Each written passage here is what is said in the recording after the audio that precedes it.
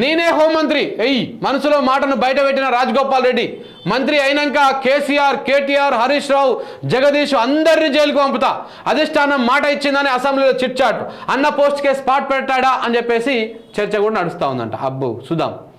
Assembly budget సమావేశాలు మొదటి రోజు ముగిసిన తర్వాత అక్కడ ఉన్నటువంటి మీడియా ప్రతినిధులతోటి ఎమ్మెల్యే కోమటిరెడ్డి రాజగోపాల్ రెడ్డి ముచ్చటించారు. త్వరలో తనకు మంత్రి పదవి రాబోతుందని, అది కూడా హోంశాఖ రాబోతుందని ఆయన చెప్పుకున్నారు. అధిష్టానం హామీ కూడా ఇచ్చిందని తెలిపారు. అసెంబ్లీ సమావేశాలు ముగిసిన తర్వాత కేబినెట్ విస్తరణ ఉంటుందని చెప్పారు.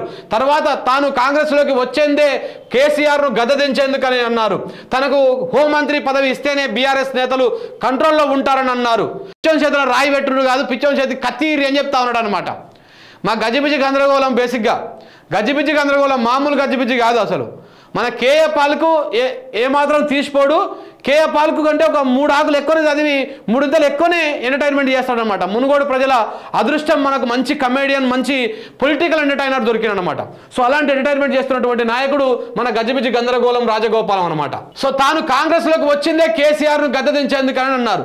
నువ్వు కాంగ్రెస్లోకి వచ్చింది కేసీఆర్ గద్దెదించేందుకు కాదు, ఈ నల్లగొండ ప్రజలు, పాలమూరు ప్రజలు వాళ్ళ పొట్టగొడుతందుకు, వాళ్ళని ఎడ్డబెడుతందుకు ఇప్పుడు అదే చేస్తూ ఉన్నారు మీరు.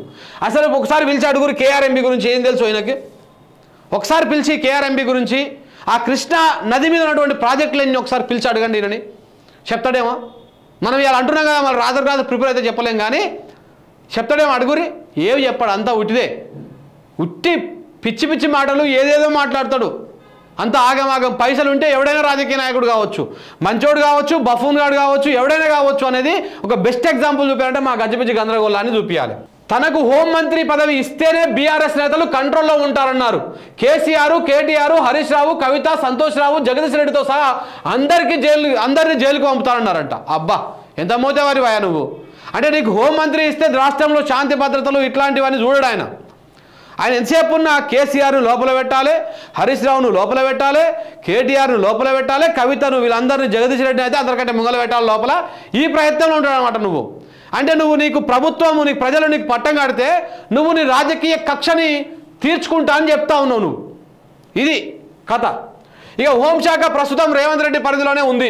ఇది కీలకమైనటువంటి శాఖ కావడంతో రేవంత్ రెడ్డి తన దగ్గరే పెట్టుకున్నాడు. ఎందుకంటే ఎవరికన్నా ఇస్తే ఎవడాడు నా కుర్చీ వీకేసి వాడు కూర్చుంటాడు అని చెప్పేసి. అందుకని చాలా భయం, పిరికోడు. మీరు అందరూ అంటారు కదా, పెద్ద టైగరు, అమరాబాద్ అడవులలో పుట్టినటువంటి టైగరు మా అన్న అని చెప్పేసి అంటారు. కానీ రేవంత్ రెడ్డి అంత పిరికోడు నాకు తెలిసి ఇంకెవరు ఉండరు. ఎందుకంటే హోంశాఖ వేరే వాళ్ళకి వేయలేదు. కేసీఆర్ అన్న హోంశాఖని ఎవరికొకరికి ఇచ్చిండు. మొదటి టర్మ్లో నాయన నరసింహారెడ్డికి ఇచ్చిండు, సెకండ్ టర్మ్లో ఈయన మహమూద్ అలీకి ఇచ్చిండు. సరే వాళ్ళు పనిచేస్తారా, నిమిత్తం మాత్రంగా ఉన్నారా, ఏందా పక్కన పెడదాం, ఒకరికొకరికైతే ఇచ్చిండు. కానీ నువ్వు ఆ మాత్రం కూడా ఇస్తేందుకు సాహసం చేస్తలేవు కదా. అంటే నువ్వు ఎంత పిరికోనువో ఇక్కడ అర్థమైపోతా ఉంది. భయస్థుడు, పిరికోడు, అభద్రతాభావం ఉందన్నమాట ఆయనకు. కాబట్టి హోంశాఖను ఎవరికి ఇవ్వలేకపోతా ఉన్నాడు, అది భయం.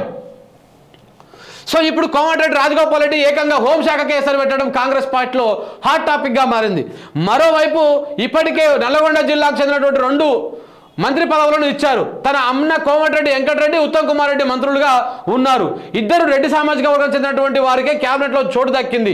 ఇప్పుడు రాజగోపాల్ రెడ్డి వస్తే 3వ రెడ్డి అవుతాడు. సో ఉత్తమ్ కుమార్ రెడ్డిని ఎట్లాగో తీయలేరు, ఎందుకంటే ఆయన చాలా సీనియర్ నాయకుడు. ఉత్తమ్ కుమార్ రెడ్డిని తీస్తే అనామలకే అవుతాయి. ఒకవేళ పోవాలనుకుంటే అన్న వెంకటరెడ్డికి ఎసరు పెట్టేసి అన్న సీటుకు ఆ మంత్రి పదవిని ఈయనకి ఇవ్వాలి. ఎంతకు మించి ఒకటి ఏం లేదు, పోటీ పోలేని మార్చుకోవాలి తర్వాత. సో ఈ విధంగా మా గజిబిజి గందరగోళం మస్తు ఆశలతో ఉన్నాడు. ఇక మరి ఏమవుతుంది అనేది చూడాలి.